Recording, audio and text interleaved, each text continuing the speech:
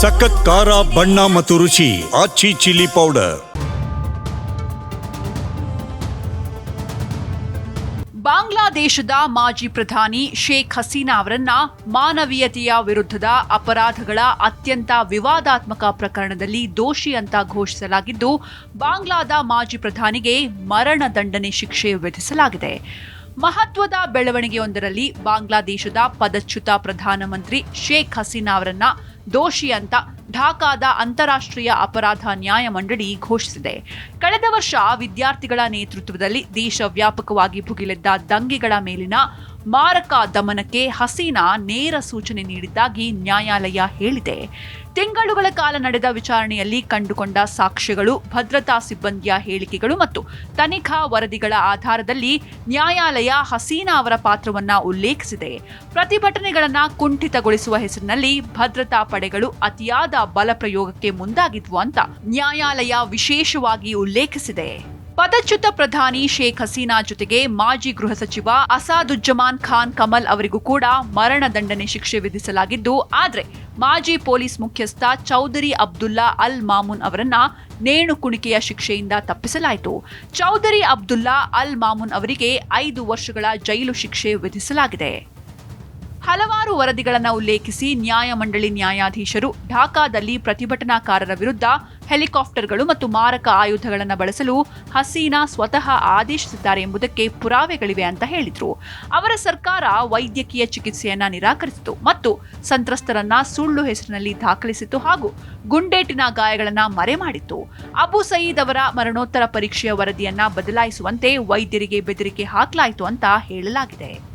ಮಾನವೀಯತೆಯ ವಿರುದ್ಧದ ಅಪರಾಧ ಪ್ರಕರಣದಲ್ಲಿ ಶೇಖ್ ಹಸೀನಾ ಅವರನ್ನ ತಪ್ಪಿತಸ್ಥರೆಂದು ಘೋಷಿಸಲು ನ್ಯಾಯಾಧೀಶರು 453 ಪುಟಗಳ ತೀರ್ಪಿನ ಭಾಗಗಳನ್ನು 6 ವಿಭಾಗಗಳಾಗಿ ವಿಂಗಡಿಸಿ ಓದಿದ್ರು.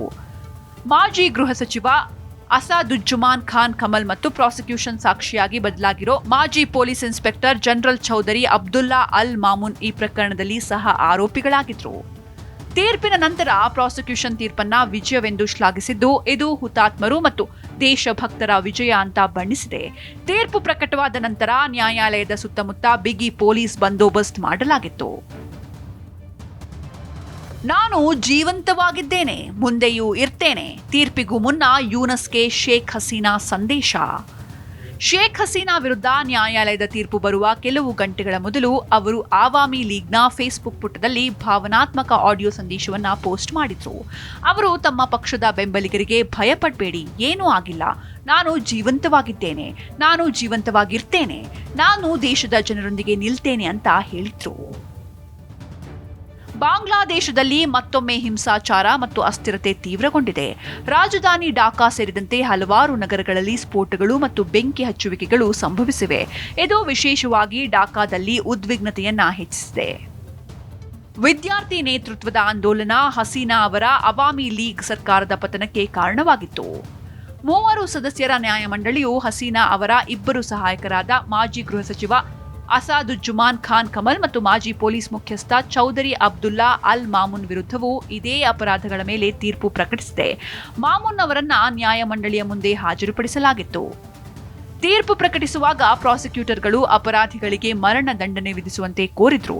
ಈ ವೇಳೆ ಮಾನವೀಯತೆಯ ವಿರುದ್ಧದ ಅಪರಾಧಗಳಿಗೆ ಆರೋಪಿಗಳು ಗರಿಷ್ಠ ಶಿಕ್ಷೆಗೆ ಅರ್ಹರು ಅಂತ ನ್ಯಾಯಮಂಡಳಿ ಹೇಳಿತ್ತು ಅಂತ ವರದಿಗಳು ತಿಳಿಸಿವೆ. ಮುಖ್ಯ ನ್ಯಾಯಾಧೀಶರು ಹಸೀನಾ ಪ್ರತಿಭಟನಾಕಾರರ ವಿರುದ್ಧ ಹೆಲಿಕಾಪ್ಟರ್, ಡ್ರೋನ್ ಮತ್ತು ಮಾರಕ ಆಯುಧಗಳನ್ನು ಬಳಸಲು ಆದೇಶಿಸಿದ್ದಾರೆ ಅಂತ ಹೇಳಿದ್ದಾರೆ. ದಕ್ಷಿಣ ಢಾಕಾ ಮುನ್ಸಿಪಲ್ ಕಾರ್ಪೊರೇಷನ್ನ ಮೇಯರ್ ಅವರೊಂದಿಗಿನ ಸಂಭಾಷಣೆಯಲ್ಲಿ ಈ ನಿರ್ದೇಶನ ಬಹಿರಂಗವಾಗಿದೆ. ವಿಧಿವಿಜ್ಞಾನ ಪರೀಕ್ಷೆಯು ಸಿಡಿ ಮತ್ತು ರೆಕಾರ್ಡಿಂಗ್ ನಿಜ ಅಂತ ಪರಿಗಣಿಸಿದೆ ಅಂತ ತಿಳಿಸಿದ್ದಾರೆ. ಢಾಕಾ ವಿಶ್ವವಿದ್ಯಾಲಯದ ಕುಲಪತಿಯೊಂದಿಗಿನ ಅವರ ಸಂಭಾಷಣೆಯ ದಾಖಲೆಗಳು ಲಭ್ಯವಿರುವುದನ್ನು ತಿಳಿಸಿದ ನ್ಯಾಯಮಂಡಳಿ ಪ್ರತಿಭಟನಾ ನಿರತ ವಿದ್ಯಾರ್ಥಿಗಳನ್ನು ಕೊಲ್ಲಲು ಹಸೀನಾ ಆದೇಶಿಸಿದ್ದಾರೆ ಎಂದಿದೆ. ಹಸೀನಾ ವಿದ್ಯಾರ್ಥಿ ಚಳುವಳಿಯನ್ನ ದುರ್ಬಲಗೊಳಿಸಿದ್ದಾರೆ. ಅವರು ಢಾಕಾ ವಿಶ್ವವಿದ್ಯಾಲಯದ ವಿದ್ಯಾರ್ಥಿಗಳನ್ನ ರಜಾಕರು ಅಂತ ಉಲ್ಲೇಖಿಸಿದ್ದಾರೆ. ಅವರ ಹೇಳಿಕೆಗಳು ಪ್ರತಿಭಟನಾಕಾರರನ್ನ ಮತ್ತಷ್ಟು ಕೆರಳಿಸಿದೆ ಅಂತ ತಿಳಿಸಿದ್ದಾರೆ. ಜುಲೈ 14, 2024 ರಾತ್ರಿ ಢಾಕಾ ವಿಶ್ವವಿದ್ಯಾಲಯದ ಉಪಕುಲಪತಿಯೊಂದಿಗೆ ಮಾತನಾಡಿ ಹಸೀನಾ, ನಾನು ರಜಾಕರನ್ನ ಗಲ್ಲಿಗೇರಿಸಿದ್ದೇನೆ, ಅವರನ್ನ ಕೂಡ ಗಲ್ಲಿಗೇರಿಸಲಾಗುತ್ತೆ, ಅವರಲ್ಲಿ ಯಾರನ್ನೂ ಕೂಡ ಬಿಡೋದಿಲ್ಲ ಅಂತ ಹೇಳಿದ್ದಾರೆ. ನಾನು ಅವರ ಬಂಧನ ಮತ್ತು ಕ್ರಮಕ್ಕೆ ಆದೇಶಿಸುತ್ತಿದ್ದೇನೆ ಅಂತ ತಿಳಿಸಿದ್ದಾರೆ ಅಂತ ನ್ಯಾಯಾಧೀಶರು ವಿವರಿಸಿದ್ದಾರೆ. ಹಸೀನಾ, ಮಾಜಿ ಗೃಹ ಸಚಿವ ಮತ್ತು ಮಾಜಿ ಪೊಲೀಸ್ ಮುಖ್ಯಸ್ಥರು ಪ್ರತಿಭಟನಾಕಾರರನ್ನ ಕೊಲ್ಲಲು ಮತ್ತು ನಿಗ್ರಹಿಸಲು ಜಂಟಿಯಾಗಿ ಕೆಲಸ ಮಾಡಿದ್ದಾರೆ. ಹಸೀನಾ ದ್ವೇಷ ಭಾಷಣಗಳನ್ನ ಮಾಡಿದ್ದಾರೆ. ಶಕೀಲ್ ಎಂಬ ಸಹಾಯಕನಿಗೆ ಫೋನ್ ಕರೆ ಮಾಡಿ ಅವರ ವಿರುದ್ಧ ದಾಖಲಾಗಿರೋ ಪ್ರಕರಣಗಳಿಗೆ ಸಂಬಂಧಿಸಿದ 226 ಜನರನ್ನ ಕೊಲ್ಲುವಂತೆ ಹೇಳ್ಕೊಂಡಿದ್ದಾರೆ ಅಂತ ನ್ಯಾಯಮಂಡಳಿ ತಿಳಿಸಿದೆ. ಬಾಂಗ್ಲಾದೇಶದಲ್ಲಿ ಹೈ ಅಲರ್ಟ್, ಭದ್ರತೆ ಹೆಚ್ಚಳ. ನ್ಯಾಯಮಂಡಳಿಯ ತೀರ್ಪಿಗೂ ಮುನ್ನ ಬಾಂಗ್ಲಾದೇಶದ ಮಧ್ಯಂತರ ಸರ್ಕಾರವು ಸೋಮವಾರ ರಾಷ್ಟ್ರ ರಾಜಧಾನಿ ಮತ್ತು ಇತರೆಡೆಗಳಲ್ಲಿ ಭದ್ರತೆಯನ್ನ ಹೆಚ್ಚಿಸಿದೆ. ತೀರ್ಪಿನ ವಿರುದ್ಧ ಪ್ರತಿಭಟಿಸಲು ಹಸೀನಾ ಅವರ ಅವಾಮಿ ಲೀಗ್ ಪಕ್ಷವು ಸೋಮವಾರ ರಾಷ್ಟ್ರವ್ಯಾಪಿ ಬಂದ್ಗೆ ಕರೆ ನೀಡಿದ್ದರಿಂದ, ನ್ಯಾಯಮಂಡಳಿಯನ್ನ ಕಾಂಗ್ರೂ ನ್ಯಾಯಾಲಯ ಅಂತ ಕರೆದಿದ್ದರಿಂದ ಢಾಕಾ ಮತ್ತು ದೇಶದ ಇತರ ಹಲವು ಭಾಗಗಳಲ್ಲಿ ಅರೆ ಸೈನಿಕ ಗಡಿ ಕಾವಲುಗಾರರು ಮತ್ತು ಪೊಲೀಸರನ್ನ ನಿಯೋಜಿಸಲಾಗಿದೆ.